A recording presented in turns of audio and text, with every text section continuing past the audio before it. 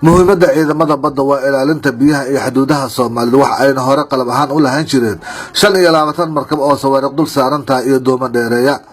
taliska ciidamada badda iyo difaaca xeebaha Soomaaliyeed waxa ay qayb ka yihiin ciidamada xoogga dalka Soomaaliyeed kuwooda loogu kalsoon yahay kana bixi kara in ay biyaha Soomaaliyeed ka difaacaan cadawgooda soo jireenka ah.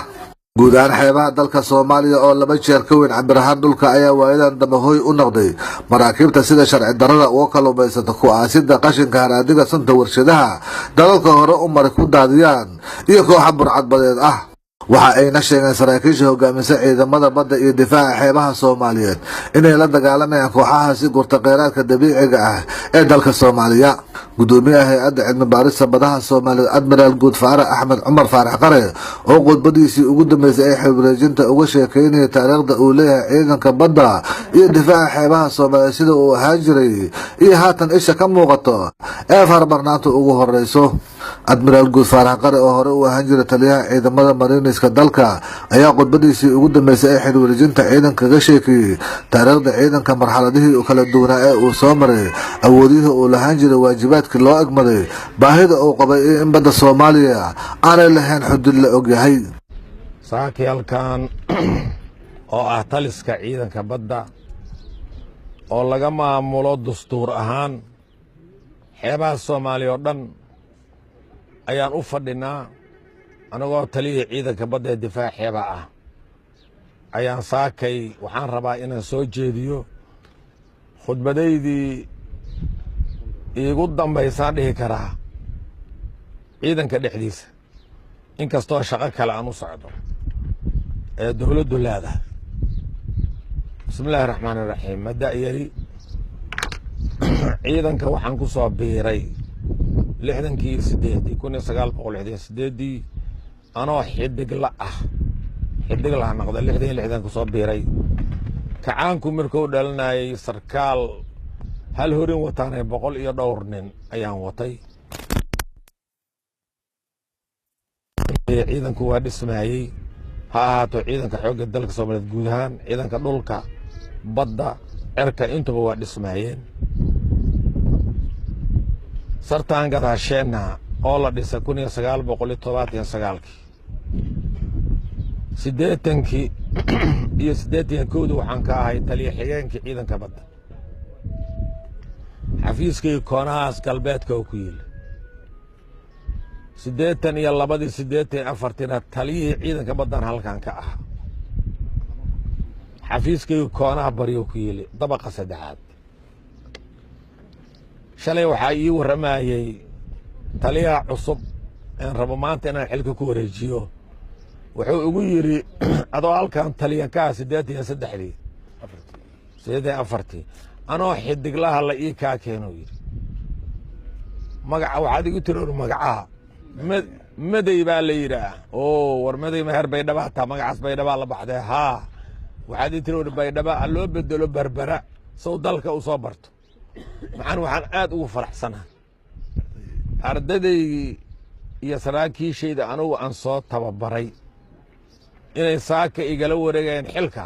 aad iyo aadaan ugu faraxsanahay. kuwa dhinacayga fadhiyana nimaanan taliya u soo ahayn ma jiro. taas horta farxad weyn bay ii tahay. aan marka taariikhda ku laabto maalintii dowladda burburaysa ciidamada Soomaaliya halkay joogeen waa la ogay laakiin waxaan rabaa inaan isku taago ciidanka badda 25 markab ayaan lahay oo qaar ka mid ah sawaariikhda ugu dambaysa adduunka u wado qaarna ay wadeen torbeedaha waa sawaariikhda badda ku dhex socota kuwana madaafiic waaweyn ay wadeen kuwana ciidanka dhulka ee taangeeda ayaa laga saaro xeebaha laga dejiyo ayaan lahayn. maalintaa burcadbadeed ma jirin wax badda naga wasakheeya ma jirin wax baddeena khayraadkayna ka xadana ma jirin guud ahaan wax balaayaa ma jirin. badda Soomaaliyeed gacanta ciidanka badday ku jirtay sidaasaa dowladda Soomaaliyeed siyaadadeedu baddeeda ay uga sugnayd 200 oo miil badeed oo u degata 3333 shimbir aan raalli kayn kuma kor dega jir. dayaarada 6 dayuuradoodna waan lahayn subax kasta saan u baxda waxay soo sheegtana markab durbadiba haadaya iyo dayaarada haadaya iyaa jiri jir. nasiib darro wixii dalka ku dhaca waa ku dhaceen annaguna waa nugu dhaceen mar dambe waxaa ciidanka laygugu yeeray 2007 mudane madaxweyne cabdullahi yuusuf allah naxariisto abbaanduulaha xoogga dalka soomaalida layga dhigay 2 sano ah hawshii socotaana wax ka wadan aan hogaaminay 2009 sheekh shariif ayaa mar kale taliyaha ciidanka badda ii magacaabay taliyaha ciidanka badda 82 aan ku lahayna 25 markab 12 urur oo kuwii badda laga tuura ah 15 bar ilaaloo badda ku teedsan 5 dugsi oo wax lagu barto iyo intaasoo dhismo ahay oo 82 taliya ka ahay ilaahay wuxuu qadiray 2009 in sheekh shariif yiraahdo meel cad ka bilow meel cad halkaanan gambir dhiganay Soomaaliya yaa bad rabaan dhahnay nasiib wanaag maanta rag badanaa noo jooga oo tababaran oo badda wax ka qaban kara 5 doomood ayaan leenahay oo shaqada ku jirtay muddo 2 sano 3 sano ah 4 doomood haddeed ayaa turkiguna siiyoon la wareegnay oo dhowaan iyaguna badda soo geli doonaan maanta waxaan joognaa in naloo ballan qaaday sartaan in naloo dhiso midaan taliska ballan qaadkeedii waa haysanaa dekedda in naloo dhiso saldhigga ciidanka badda ee xukumi doona insha allah barbara baalki hobyo iyo baraawe xafiisyadiisa in la dhiso meesha askartu jiifa leh iyo dekeddii ay ku soo xiro lahaayeen maraakibta 4 ee walaalahayna Turkiga noo keeneen idana waa naloo ballan qaadanta dhawaanay bilaabanaysa dugsiga ciidanka badda in la dhiso ee la qalabeeyo ayadana waa naloo ballan qaaday maanta intaas oo dhan raggi waa noo joogaa 9 doomood waa noo joogtaa aqooniyo tababar waa leenahay waxaan sugaynaa oo kale hadda oon rabnaa inaan ku darno 6 markab oo meel dhexaad ah oo wata 12 doomood oo kuwa aad u dheereeya ah ayaan ayaguna sugaynaa sanadka soo socda dhammaadkiisa inay soo bilowdaan shirkad Hollandeesaan kula heshiinay reer Yurub oo dhanna waa daba yaalaan waa nala og yihiin waxaan rajaynaa dhawaan inuu noo yimaado 18 markab ayaan dhihi karnaa haddana 9 haynaa saaka waxaan uga tegayaa meeshaan insha Allah 27 markab iyo doon oo ballan qaadan oo qaarna yimid qaarna soo socdaan ayaan uga tegaynaa saaka meesha inta haddii la helo ay gacantayna ku soo dhacaan waxaan qabaa 90% iyo wax la jira dhibaatada badda naga haysata inay joogsado burcadana aan la arki doonin khayraad badeedo la xadana oo dhamaan doono xumaanoo dhan iyo wasakhaynta badda iyo dadka ku safraya sharci la'aan badda kontrabandada hubka isaga gudbaya waxaasoo dhan inay joogsadaan oo arrintu arrin sharciyad noqoto badduna ay hoos timaado ummadda Soomaaliyeed ee dawladdeeda ay noqon doontaa insha Allah inta dabadeed waxaan rajaynayaa oon ka codsanaya saraakiisha dhinaca fadhida taliya ku-xigeenka koobaad taliya ku-xigeenka labaad saraakiisha waaxiya iyo taliyaasha iyo ciidamada joogta inay si wanaagsan oo niyad same ah ula shaqeeyaan taliyaha cusub oo isaguna aan duurka ka imaan isla ciidanka badda ka soo dhex baxa waa saaxiibkood kolba nin ayay ka mid ah madaxa ahaa lahay waa in asaga lala shaqeeyo waa in gacan la siiyo khibradii aad kasbateen 5 sanadood meesha ugu soo horeyseen inaad u gudbisaan anigu faarax ahaan meel dheer ma tegin xafiiskay waa kan eridiinan ku yaal halkaan aan fadhiyo wuxuu u jiraa 50 mitir u jiraa waxaan madax la iiga dhigay hay'adda cilmi baarista badaha Soomaaliyeed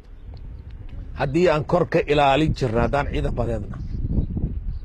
haddii baraktika aan ku hogaami jirna ciidanka saaka waxaan u baahnay inaan hoos u galon cilmi ahaan aan badda u ogaano ku hogaamin war badda maxaa khayraad noogu jira khayraadku maxay kala yihiin ma mid noolaa ma mid dhintayba waxaan ka wadaa kuwa aan noolayn waxaa loola jeedaa batroolka gaaska macaadinta mineraalska loola jeeda maxaa noogu jira badda halkay hadday ku jiraan misay la egyihiin halkay uga jiraan waa arrinta hawsha hadda lay xil saaro layska rabo baddaan 20 cilmiyaa ku jiroo kala badan midaan war badan ka haynana ma jiro xataa xuduudaha baddayna ma lama hayo anaga Kenya xuduud la ogyahay ma lihin aniga iyo Yemen xuduud la ogyahay ma lihin aniga walaalaheen Djibouti xuduud la ogyahay ma lihin aniga Seychelles xuduud la ogyahay ma lihin baddaan sheeganayna masaaka xuduud nooma leh maxaa noogu wacan ogaa la'aan iyo cilmi la'aan noogu wacan waa arrinta keentay in la abuuro hay-adan anigana madax leeyahay dhigo hay-adaasan u socdaa idinkama foge ciidanka baddow wax alla wixii tabar iyo khibro aan leeyahay iyo talo aan la taliyahay taliyaha cusub amaan gacan siinayana waa iga diyaar idinkana waxaan idinka rajeynaa saan hore u sheegaba inaad maaragtay gacan siisaan si ciidankayna badda uu u gaaro halkii uu joogi jiray inuu gaaro ayaan rajaynaynaa oo bilowday markii ciidamada Soomaaliya asaaskeedu bilowday oo Talyaaniga oo dalka ku soo noqda 1950kii asagoo ka wakiil ah unada uga wakiil ah inuu Soomaaliya gaarsiiyo xorriyad 10 sano muddo ku saban markaas waxa bilowday ciidamada la asaasay ciidamadii Soomaaliya asaaskoodu markaas uu bilowday ciidanka baddana waxa la bilowday koox la dhihi jiray kooxdii mariinada oo xilkeedu ahaa arrimaha dekeda soo xiridda maraakibta sii sagootinteeda hubinta nabadgelyada dekeda umuurahaas ay qaabishanaa jireen ilaa laga soo gaaro 1964 oo lagu soo wareejiyey ciidanka xoogga dalka Soomaaliyeed hase ahaatee 1965 tobankii February ayaa mara 6 markaba ugu soo horeysay ciidanka baddu ay ku soo xirteen Berbera maalintaas oo ahayd 10 February 1965 ayaa loo tirshaa in ciidanka baddu dhashay ayaa loo tirshaa hase yeeshee xididiisu waa dheeraayeen waa mahadsanti بالحقيقة أنا مددي أن هذا عيدا كان له مقعب والله ما يكون يسقال كي ما أنت بالحقيقة وعن السلانة وحوي بعد قبتي أنا وحناين أما أنا وهاي سركالك كلي اللي بدلي ميلان إذن جوجي أولي عيدا كأبور رجع كلا عيدا ميل جوجا ما راح لوجا دقاي وحاب أقول هيد ميل عد وحكى بالله intaan ka soo saar iyo maraakibtan idin sheegin number 1 muddadii annagu hadda ilkaay joognay 350 qofood ayaan tababarnay 5 doomood oo hubaysan ayaan diyaarinay oo noo joogta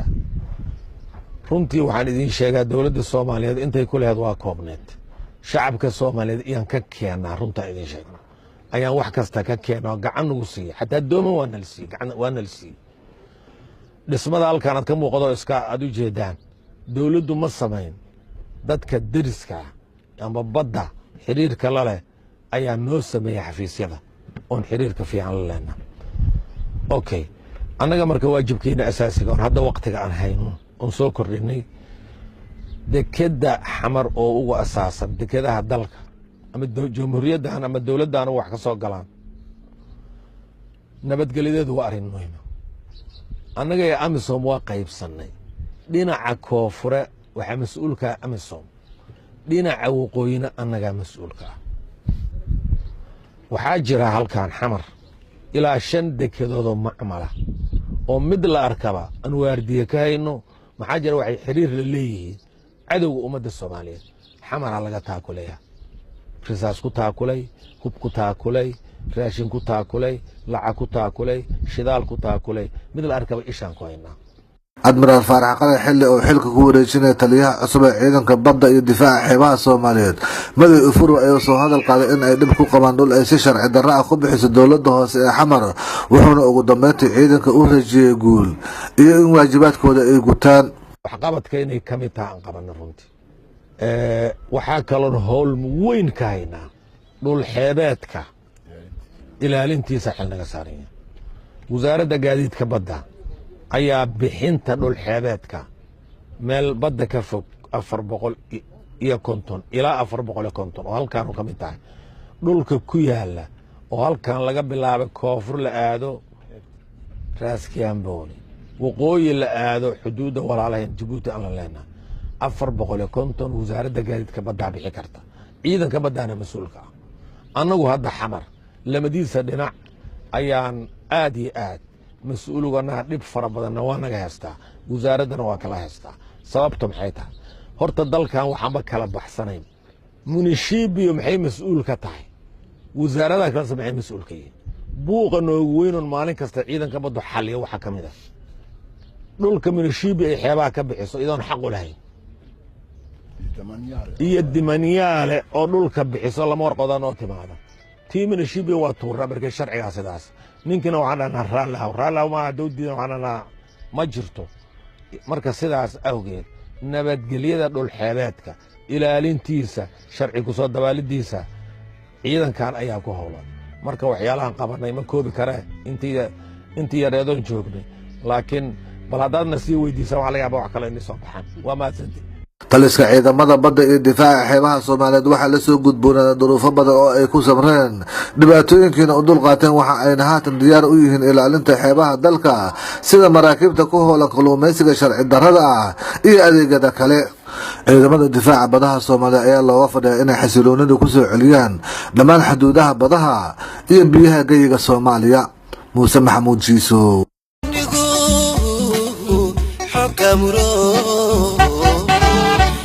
حيل كرانايو وحانا هايكي سبرا ديغا نعبو ما أكلي مرنا باينو سوكلو كاشان ديكو وانيغا دودا هاكي سيهيو ودا هاكوت كودايو إركان كاف ميرياي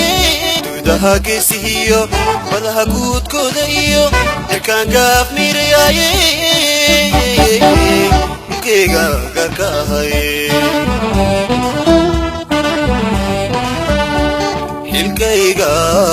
ano kutay adana arimaha gudu anigu iga rabsadano gargaarkooda aniga kamuro ugo ay nabad sugitayo sidoo waxaan ahay kuntaday ana nacabka uga bada kalaakal anaaqan xogtoodana soo gudbiya garashada xeeladeed wiil soo baranayo ka boodaya adowga dibadiyo gudaha in badan gabagabo ku riday in kale goobiyal ku dilay kuwana waa goobaya anigu waxaan ahay waalid gamuro kuyaal badan soo jiray waxaan ahay aan qablamin ebigood ciidamada dalkeena anigu gabana aan dhaliyo gurbood weeya aan korsheeye ebigood ciidamada dalkeena anigu gabana aan dhaliyo gurbood weeya aan korsheeye أنا سوكر دادي أما سوكر دبرو